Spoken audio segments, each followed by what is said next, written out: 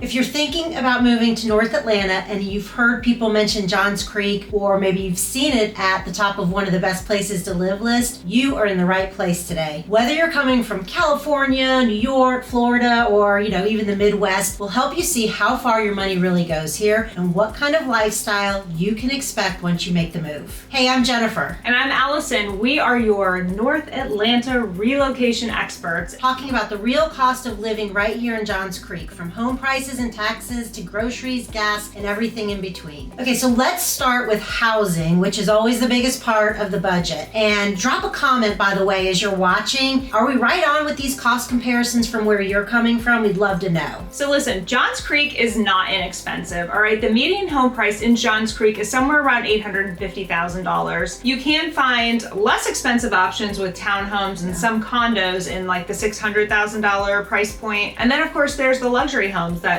probably start somewhere around 1.5 million. So some of the communities that you can find these luxury homes are places like St. Ives Country Club, the Falls of Audrey Mill, Belmore Park. There's quite a few in this area. So if you want to deep dive into these neighborhoods, check out our video on the luxury neighborhoods in Johns Creek. Okay, so now here's where the comparisons get interesting. In California, that same $850,000 budget might get you a modest 1,200 square foot home with no yard. Mm-hmm. In New York or New Jersey or up that way, you might find a small colonial on a tight lot and likely pay higher property taxes. Florida, prices are more comparable, but you're often paying HOA fees and hurricane insurance that can add thousands to your budget per year. And then if you're looking at the Midwest, yes, you can find lower prices there, but often what you're giving up is access to a major metro, strong schools, and luxury level amenities. Yeah, in Johns Creek, you're getting all of that, like you said, the great schools, you're getting a bigger home and a really strong sense of community. Most of my clients tell me that they can finally own this large dream home and still have room in their budget to enjoy everyday life. Yeah, that's amazing. So next we have to take a look at property taxes, insurance, and utilities. Property taxes in Johns Creek average about 1% of your home's value each year. So if you own an $850,000 home, expect to pay around $8,000, $8,500 annually. And in recent years, property taxes have gone up significantly. I know I've seen it where I am. And they've gone up throughout the state as counties have tried to take advantage of the property values going up over the past several years. Yeah, I think they were just undervaluing for so long. And like you said, they had to catch up. Yep. So after pushback, though, from residents, many of the counties have kind of tempered those tax increases to be spread out over several years rather than all at once. And I think residents also have the ability to dispute those tax bills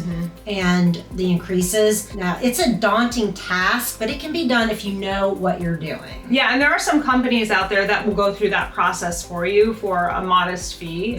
So that's worth checking out as well. All right, so compare that to places like New York and New Jersey. You're going to be paying probably about 2% or more on your total property value. And then in places like California, it's somewhere between 1.2 and a 1.5%. But when you consider how much more expensive the homes are in California, you're going to definitely find the value here in Georgia and in the Atlanta area. And in Florida, you're looking at a similar rate of about 0.8 to 1%. But keep in mind, again, like Jen said, you have the homeowner's insurance and you're going to have the hurricane insurance, and that's easily going to add $3,000 to $5,000 a year because of the storm risk. In the Midwest, it's a very similar rate, around 1 to 1.25%, but the utilities are going to run higher because of the cold winters that we don't get here. Yeah, that's right. Okay, let's not forget about homeowners insurance. We are seeing these costs go up nationally, and Johns Creek is no different. The average homeowner's insurance is somewhere between $1,700 and $2,100 for a standard policy. The final premium will depend on the home's value, of course, and specific coverage you select, so you can easily pay more than this average. For example, if you have a home coverage of $1 million on a dwelling of your house, the average cost could be as high as $4,200 per year. And it's important to shop around and make sure you're comparing apples to apples when it comes to these policy coverages. Utilities here are also going to be a little bit less expensive. We were talking a little bit how we have that more mild climate. So on average, you're going to spend about $150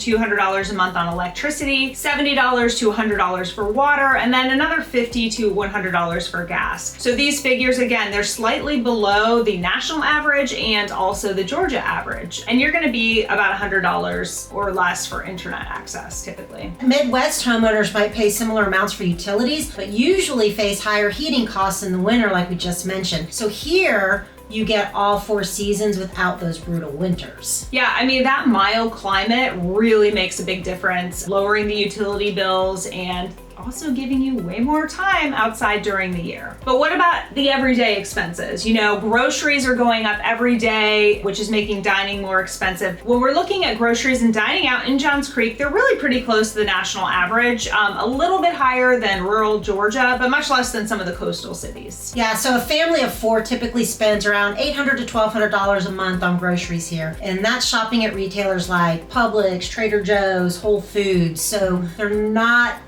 low cost places. And that's roughly 15% less expensive than most of the New York suburbs and maybe a little bit higher than some of those small Midwestern towns. But again, the trade-off to access to great stores, restaurants, schools, and weather, I mean, it's worth it. So this chart that we're showing you now gives you a breakdown of some basics when it comes to eating out. And by the way, you see on this chart, Pepsi, Coke.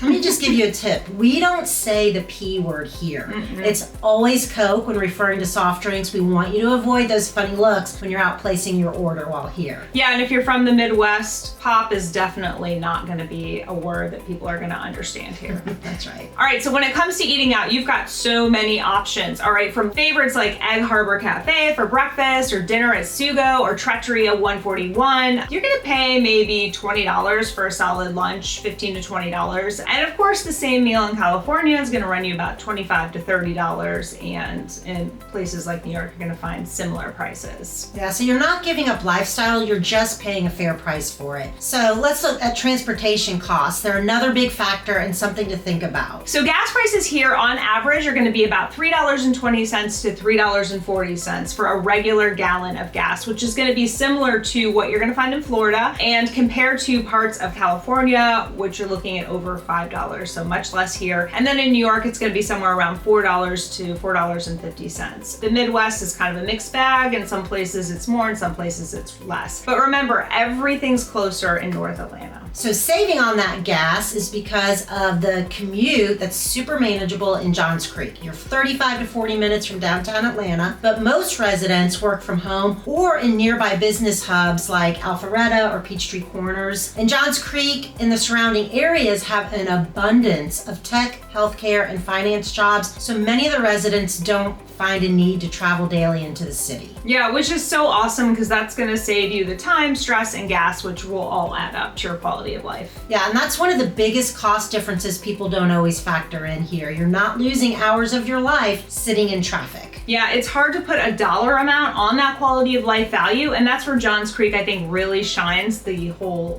lifestyle value. Yeah. And you're not just saving money, you're getting that time and experience back. All right, so I want to talk a little bit about Georgia and Florida because we hear all the time that people are sort of torn between moving from Florida to Georgia or vice versa, right? Florida definitely has the sunshine, and I lived there for a number of years, so I can attest to the fact that there's also a lot of humidity. The hurricane season is pretty dramatic, and of course you're going to have those higher home insurance costs, which really that's part of the reason people are really moving to this area. So here in North Atlanta, and especially in Johns Creek, you get 4 true seasons. All right, plenty of greenery, a nice, slightly milder summer compared to Florida. And it's a great option for families who really want the sunshine, the warmth, and that outdoor living without the extreme weather or skyrocketing insurance. Yeah, and speaking of that lifestyle value we just talked about, the parks here are beautiful. Johns Creek is currently building an amazing city center called Medley, and that is going to compete with Avalon and Alpharetta, which you may have heard about, and Halcyon in Cumming.